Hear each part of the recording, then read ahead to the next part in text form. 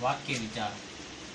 आज हम अध्ययन करेंगे वाक्य विचार। सर्वप्रथम बात आती है कि वाक्य विचार किसे कहते हैं, तो मैं आपको बताना चाहूँगा विद्यार्थियों, ध्यान दीजिएगा।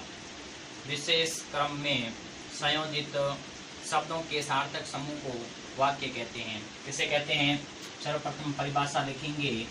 परिभाषा है विशेष, क्या आएगा विद्यार्थियों? विशेष क्रम में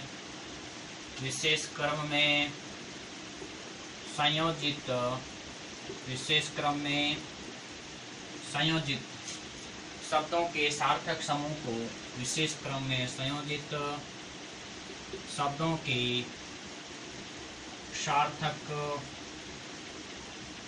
समूह को वाक्य कहते हैं।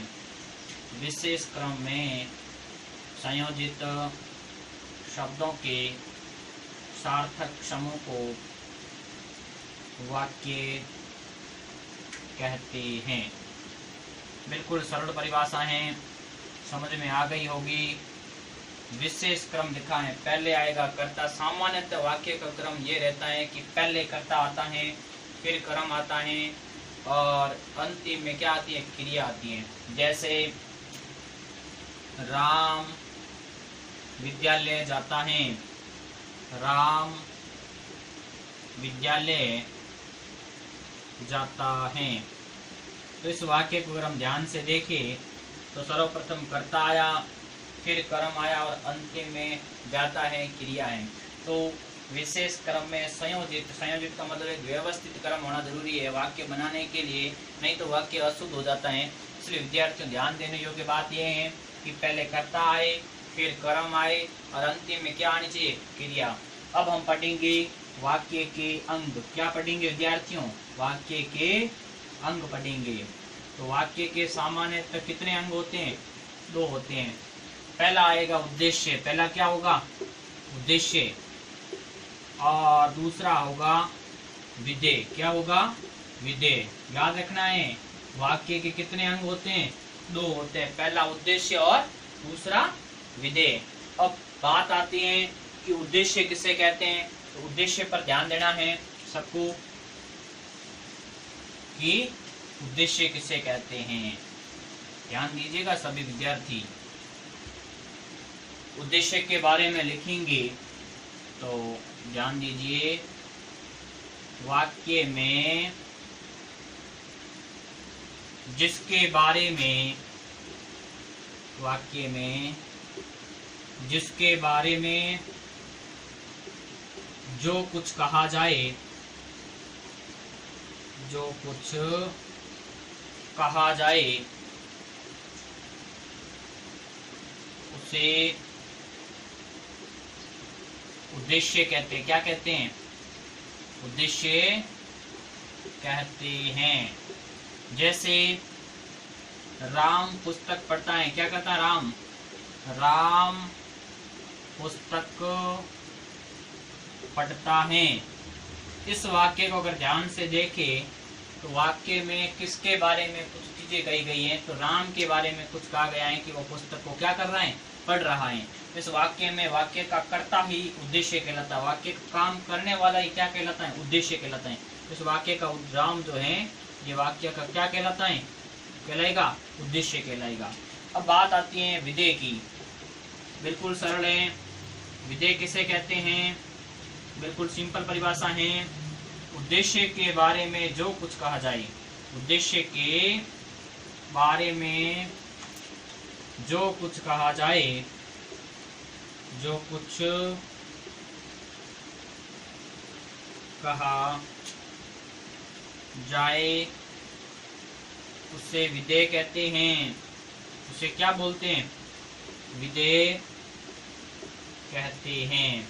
जैसे राम पुस्तक पढ़ता है, राम पुस्तक पढ़ता है। राम के बारे में ये चीजें कही गई हैं कि राम पुस्तक पढ़ता है। अब इसमें उद्देश्य के बारे में जो कुछ भी कहा जाता है उसे हम विधेय कहते हैं। तो पुस्तक पढ़ता है यहाँ से लेकर के यहाँ तक पूरा वाक्य का जो क्रिया है, कर्म है, सब क्या कहलाएगा? विधेय कहलाएगा। क्योंकि कर्ता के बारे में जो कुछ भी कहा जाएगा वह क्या कहलाएगा? वह विधेय कहलाएगा। तो विद्यार्थी समझ में आ गया होगा वाक्य के कितने अंग माने गए? दो, पहला उद्देश्य और दूसरा विधेय। अब हम बात करेंगे रचना के आधार पर वाक्य के भेदों की। किसकी करेंगे? रचना के आधार पर वाक्य के भेद जानेंगे। तो विद्यार्थियों ध्यान देने योग्य बात यह है कि 3 भेद होते। कितने होते हैं? 3। रचना के आधार पर वाक्य के भेद, आधार पर वाक्य के भेद 3 माने गए हैं। पहला है सरल या साधारण वाक्य। सरल को साधारण भी बोलते हैं, सरल या साधारण वाक्य। दूसरा है संयुक्त वाक्य। तीसरा मिश्र या मिश्रित वाक्य। 3 भेद माने गए हैं। मिश्र या मिश्रित वाक्य, मिश्र या मिश्रित वाक्य। अब हम परिभाषा पढ़ेंगे सरल वाक्य की सर्वप्रथम, फिर संयुक्त की और फिर मिश्र की। तीनों की परिभाषा जानेंगे। बिल्कुल सिंपल है। पहले लिखते हैं सरल वाक्य की परिभाषा। सरल वाक्य की परिभाषा एक बार देखते हैं क्या है। जिस वाक्य में एक उद्देश्य होता है, जिस वाक्य में एक उद्देश्य एवं एक विधेय हो, जिस वाक्य में एक उद्देश्य एवं एक विधेय हो, उसे सरल वाक्य कहते हैं। सरल वाक्य कहते हैं। बिल्कुल सरल परिभाषा थी। जैसे सरल वाक्य की परिभाषा भी क्या है? सरल हैं। अब देखिए, जैसे सीता पुस्तक पढ़ती हैं, सीता पुस्तक पढ़ती हैं। इस वाक्य में सीता जो है ये उद्देश्य है, जैसा कि मैं पहले समझा चुका हूँ। पढ़ती है ये इसका विधेय। तो जिस वाक्य में एक उद्देश्य होता है और एक विधेय होता है उसे हम सरल या साधारण वाक्य कहते हैं। दूसरा हमारा संयुक्त वाक्य होगा। संयुक्त वाक्य की बात कर रहे हैं हम। संयुक्त वाक्य किसे कहते हैं? संयुक्त वाक्य के बारे में जानेंगे। जिस वाक्य में 2 या 2 से अधिक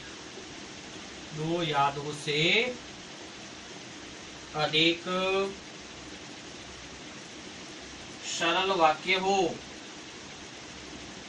सरल वाक्य हो, दोनों वाक्यों को जोड़ने के लिए दोनों वाक्यों के बीच और तथा परंतु किंतु एवं आदि आए, उससे संयुक्त वाक्य कहते हैं। क्या कहते हैं उसे? संयुक्त वाक्य कहते हैं।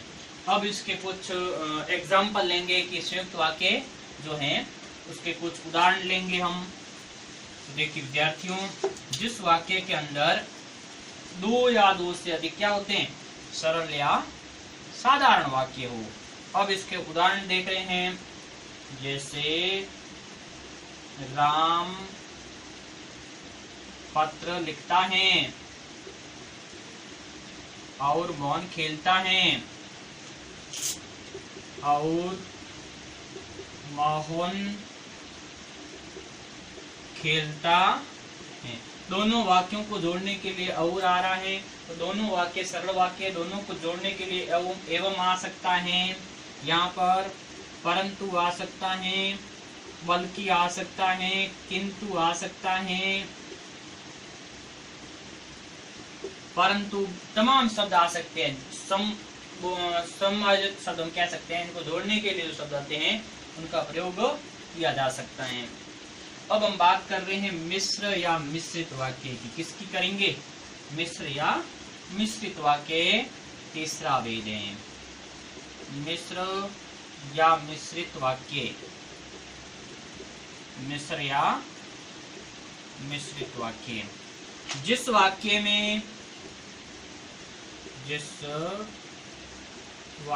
में एक प्रधान वाक्य हो। क्या हो? प्रधान वाक्य हो, उस पर आश्रित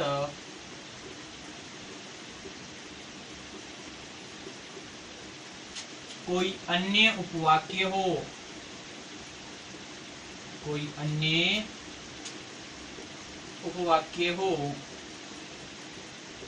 उसे मिश्र वाक्य कहते हैं। क्या बोलते हैं? मिश्र वाक्य। एक तो वाक्य प्रधान होता, मुख्य वाक्य होगा, और दूसरा वाक्य उसके ऊपर क्या होगा? आश्रित या निर्भर होगा, उसे मिश्र वाक्य कहते हैं। अब जैसे महात्मा गांधी ने कहा था, महात्मा गांधी ने कहा था कि सदा सत्य बोलो। सदा सत्य बोलो। इस वाक्य में पहला वाक्य जो है महात्मा गांधी ने कहा था ये प्रधान है। प्रधान का मतलब मुख्य वाक्य है। इसके ऊपर सदा सत्य बोलो इसके ऊपर निर्भर करता है, क्योंकि हमारे मन में एक जिज्ञासा बनी रहती है कि एक प्रधान वाक्य होता है और दूसरा वाक्य जो है ये सदा सत्य बोलो की, जो इस प्रकार के शब्दों